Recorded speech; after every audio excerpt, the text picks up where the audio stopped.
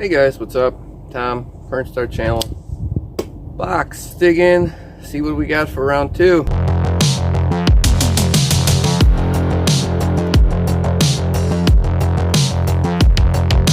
Oh, that's nice.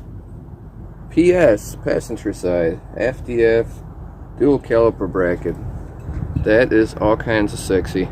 All billet aluminum. Yeah, here's the driver's side, all aluminum dual caliper bracket.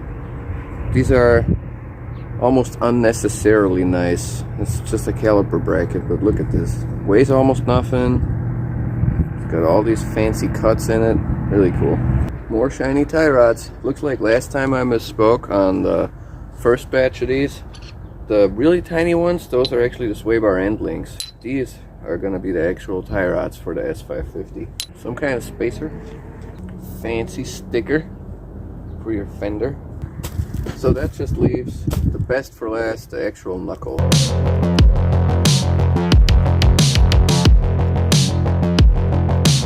There it is in all its glory. The knuckle. You can see the Ackerman washers are right there. This is going to attach to your lower control arm. This goes to your tie rod. Mounts your brake caliper. And then there seems to be some fancy contraption on these where you have multiple positions how you can lock down these plates. And that's apparently one way to control your camber on the car. Built right into the knuckle. And of course, a spindle for the wheel bearing.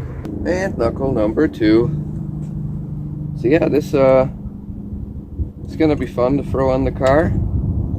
I'm really curious to see what kind of angle we're gonna get out of this.